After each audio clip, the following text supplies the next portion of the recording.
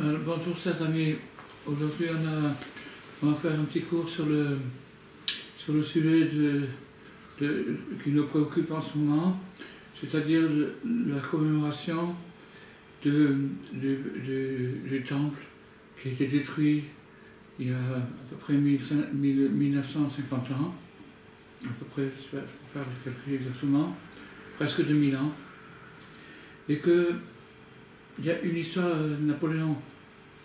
Une fois, il est passé dans une rue à Paris, et il aimait se promener comme ça, incognito. Il était avec un gardien à lui, mais bon, il passait incognito.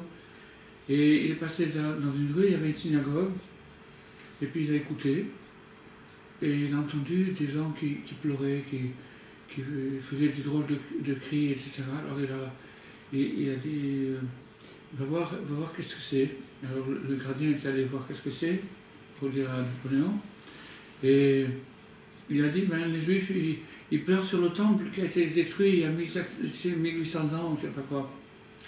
Alors Napoléon il a dit, s'ils pleurent encore après 1800 ans, c'est sûr qu'ils le retrouveront.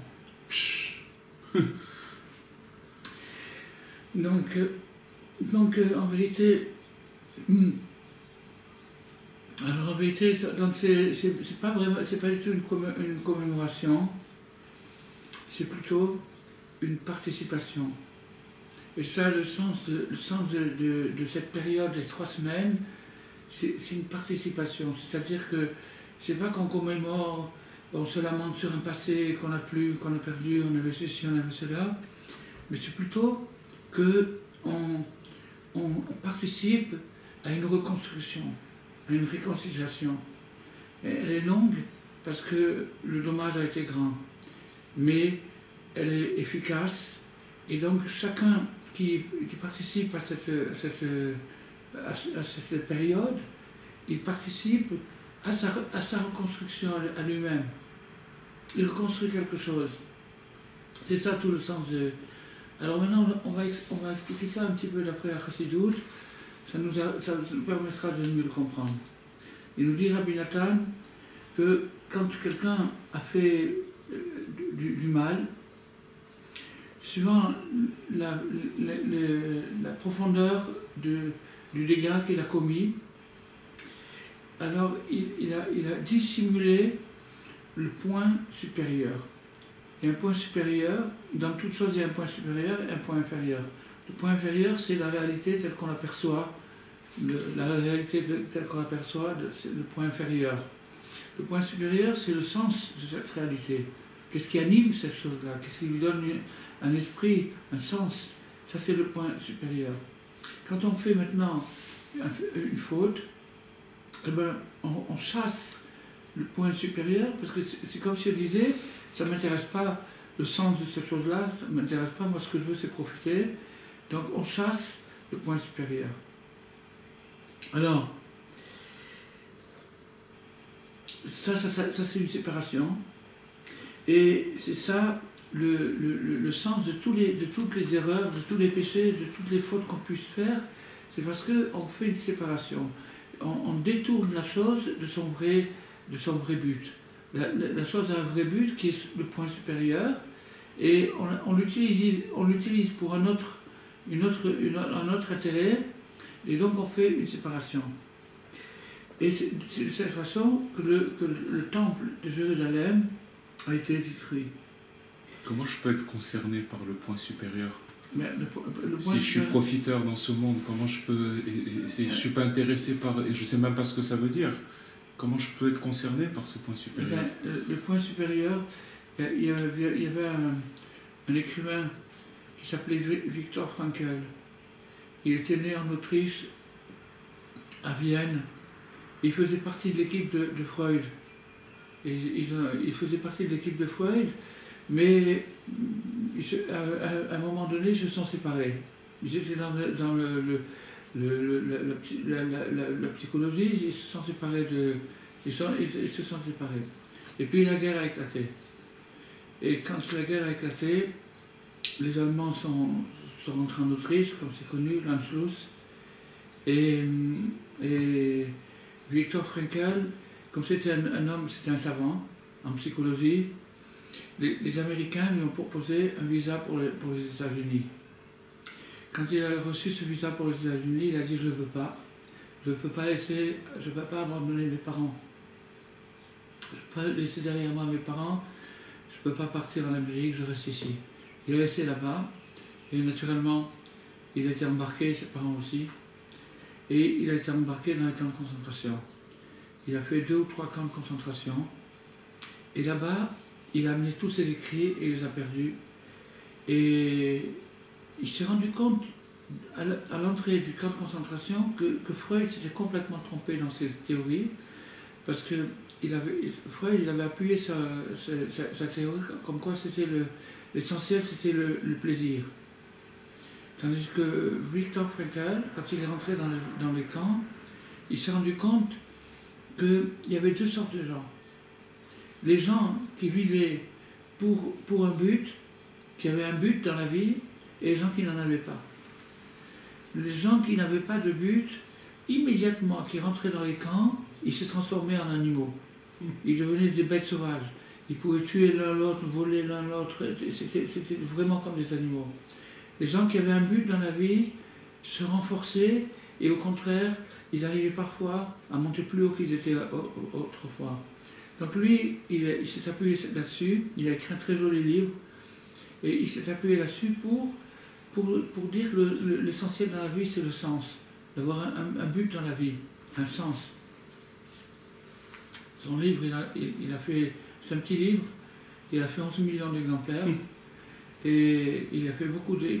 Jusqu'aujourd'hui, ça continue, lui, il est déjà plus vivant, mais ça continue encore son mouvement, de cette psychologie du sens de la vie. Donc lui, il s'est rendu compte que quand quelqu'un... Alors, ce que tu dis maintenant, c'est-à-dire que le sens, etc., celui qui n'a pas de sens, tant que ça ne va pas trop mal, il se contente de ne pas être très content, et pas très aimable, et pas très sympathique, mais quand ça va mal, c'est fini, il n'y a plus personne. C'est une bête sauvage. C'est une bête sauvage. Donc, le sens du peuple juif dans l'ensemble, c'est le Beth Amikdash, c'est le temple de Jérusalem. C'est ça notre but, parce que c'est le point de liaison entre le ciel et la terre. C'est le point de liaison, c'est là où on peut rencontrer Hachem en personne, le point de liaison entre le ciel et la terre. Et quand on n'a pas respecté cette chose-là, si par exemple les gens ils construisent un temple pour avoir une place au 3e rang, pour être le copain de celui-là, le copain de celui-ci, c'est complètement à côté du sens. Et donc, ça amené à être détruit. Ça amené à être détruit. Parce qu'il y a une séparation qui se produit. Alors, donc maintenant, le point, on parle d'une manière abstraite, parce qu'on pense que c'est quelque chose de spirituel, donc c'est automatiquement un peu abstrait. Le point supérieur s'est écarté, s'est effacé, et il ne brille plus sur nous. C'est-à-dire qu'on perd le sens. On perd le sens de toute l'histoire, de toute notre destinée.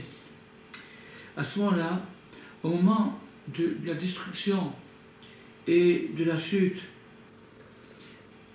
au moment de la destruction et de la chute, c'est-à-dire quand on vit cette séparation, ce déchirement entre le point supérieur et le point inférieur qui est nous-mêmes, c'est-à-dire qu'on ne sait pas qu'est-ce qu'on fiche là, on ne sait pas qu'est-ce qu'on fait sur Terre, on ne sait pas à quoi ça sert tout ça.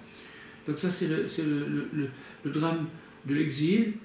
Alors à ce moment-là, Rabbi Nathan nous dit, au moment de la destruction et de la chute, à ce moment-là, c'est à ce moment-là que brille le plus le point supérieur. On va expliquer.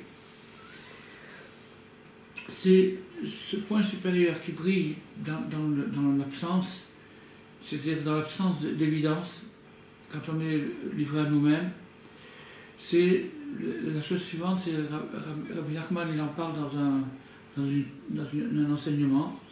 Il nous dit que il y a 10 paroles par lesquelles le monde a été créé. Et ces 10 paroles, elles sont dans Bereshit, dans le commencement de la Torah, la Genèse. Et si on regarde bien, et Dieu dit que la lumière soit, etc., on va en trouver que 9. Il en manque un. Où est-il, ce discours qui manque? Il est dans le premier verset de la Torah, le premier mot, Bereshit bara Elohim et Hashamayim et Haaretz, au commencement, Dieu a créé le ciel et la terre. C'est aussi une parole, mais c'est une parole muette. C'est une parole qui n'a pas été dite. Mais elle existe, mais elle existe d'une manière muette. Et quand quelqu'un est livré aux 9 paroles, qui sont des paroles explicites, lorsqu'il désobéit, lorsqu'il abîme les choses, alors à ce moment-là, il n'a plus de place. Il n'est plus dans l'harmonie. Non, il n'est plus dans l'harmonie du tout. Donc maintenant, comment il va faire pour survivre s'il n'a plus de sens, s'il n'a plus d'harmonie? Alors pour survivre, c'est en s'accrochant au point supérieur qui est une parole muette, c'est-à-dire le Mamar Satum, parole muette. Alors, pour s'accrocher à une parole muette, il faut du courage.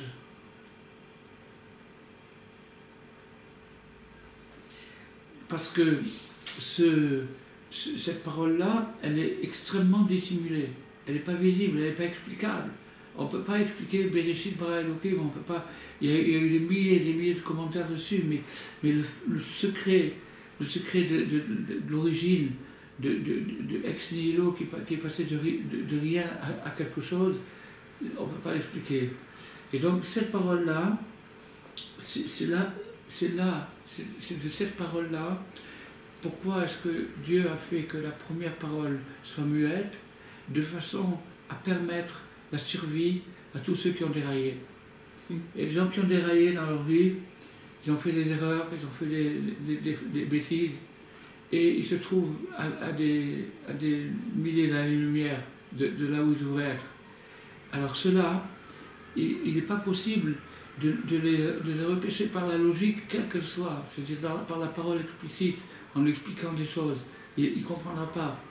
La seule explication qu'il peut avoir, c'est de crier « Où es-tu? Où est ton honneur? Où es-tu? Où es-tu » On parle à Dieu, on lui dit « Où es-tu? Où es-tu » C'est-à-dire qu'on est perdu. Mais on l'admet.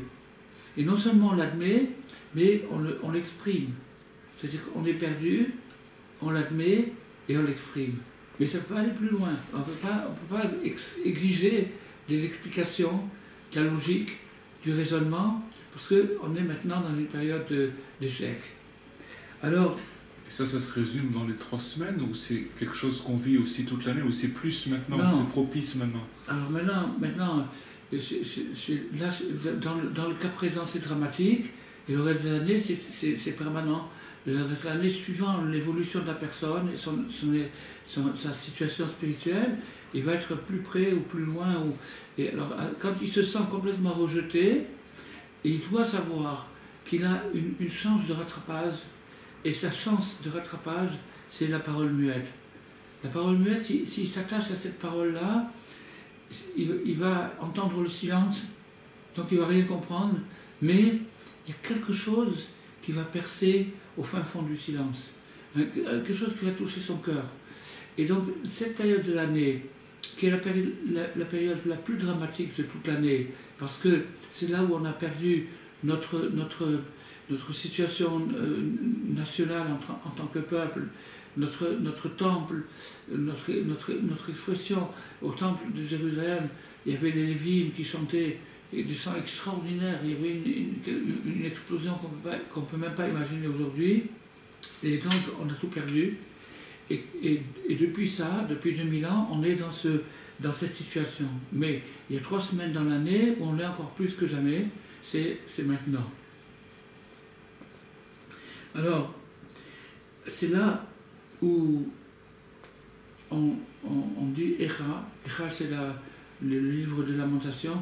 Encore une fois, les lamentations, c'est une manière incomplète de le décrire. Parce qu'en vérité, c'est pas. Il y a une partie de lamentation, comme quelqu'un qui se lamente qui a perdu quelque chose de précieux, mais l'essentiel, c'est un appel au retour. C'est un appel au retour. C'est-à-dire que c'est l'âme qui désire retourner et qui ne sait pas comment, mais qui ne se décourage pas.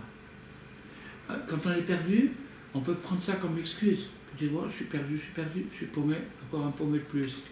Mais on peut aussi réagir, dire, voilà, qu'est-ce que je peux faire en étant perdu? Pas grand-chose, mais le peu que je peux faire, je vais le faire. Et le peu que je peux faire, c'est juste de demander, où es-tu? De dire à Dieu, où es-tu? Alors quand je fais ça, quand je fais ce petit effort de demander à Dieu où il se trouve, il y a quelque chose qui se passe. Il y a quelque chose qui se passe.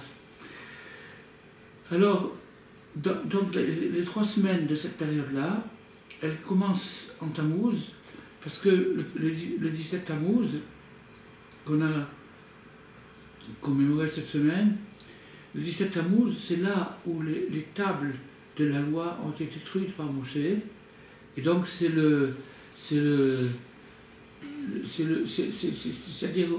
tant qu'il y a la loi, on peut se discuter, même se disputer, et dire c'est comme ceci, c'est comme cela, mais quand elle est cassée. Mais quand elle est cassée, on se trouve avec rien.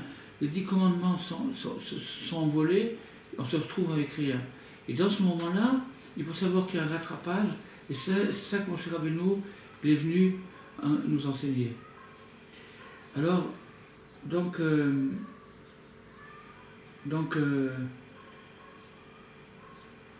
voilà, c'est ça en gros. C'est ça en gros le sens de cette période. C'est qu'il faut savoir que quand quelqu'un a détruit ce qu'il y avait autour de lui, par sa faute ou pas par sa faute, mais c'est le cas présent, il lui reste une chance. Une chance, c'est de s'accrocher à quelque chose d'encore plus haut que ce qu'il avait avant. Et cette chose qui est encore plus haut, bien entendu, il ne peut pas la voir, il ne peut pas avoir un accès direct par l'essence de la voir, de la comprendre. Ce qui est explicite, et remarqué, ça a déjà été cassé, puisque maintenant, c'est les paroles de la création d'Hachem, il ne s'est pas comporté harmonieusement avec ces paroles. Donc maintenant, ce qui lui reste, c'est cette parole muette, hermétique. C'est la parole qui alimente. D'abord, premièrement, c'est l'origine de toutes les autres paroles. Ah. Parce qu'au commencement, Dieu créa le ciel et la terre, ben, il y a tout dedans, dans cette parole. Mais il n'y a pas marqué au commencement, Dieu dit que le ciel et la terre existent. Et la Torah nous enseigne simplement ce qui s'est passé, sans nous parler d'une parole. Okay. Il a fait, mais il n'a pas dit. Mais ça, c'est l'origine de tout le reste, parce que tout le reste est inclus dans le ciel et la terre. Donc, c'est l'origine du reste. Et quand quelqu'un a dérapé ou a déraillé du droit chemin, qu'il n'est plus du tout en harmonie avec les choses logiques, les choses qui peuvent s'expliquer, il se trouve automatiquement dans le vide. Et quand il est dans le vide, il faut qu'il fasse un appel. Mais cet appel, il doit être fait avec beaucoup d'humilité. Et donc le sens de ces 3 semaines, c'est d'essayer de retrouver, de faire un voyage intérieur pour essayer de retrouver la connexion avec entre le haut et le bas. Entre le haut et le bas. Alors c'est intéressant parce qu'il y a un bouquin qui a été écrit qui s'appelle Le Voyage. Oui. Et ce voyage-là, celle qui a écrit le livre, elle explique que c'est un voyage en soi-même et qu'il faut faire. Bon, elle explique comment le faire et tout, jusqu'à ce qu'on arrive à un espèce de trou noir. Et là, c'est effrayant. Et quand on arrive là-bas, si on tient le coup, on a tout répondu. Alors, c'est un petit peu ce qui se passe dans notre période de l'année. Parce que si on regarde, il y a un accroissement de jour en jour de la sensation du manque. Le manque du temple de Jérusalem, il manque de plus en plus, jusqu'à Tisha B'Av, où c'est le paroxysme du manque. Et à ce moment-là, on crie où es-tu, Echa, où es-tu, Hachem, etc. Et à ce moment-là, les Chachamim nous disent que Mashiach, il va naître à Tisha B'Av. Il va naître l'après-midi de Tisha B'Av.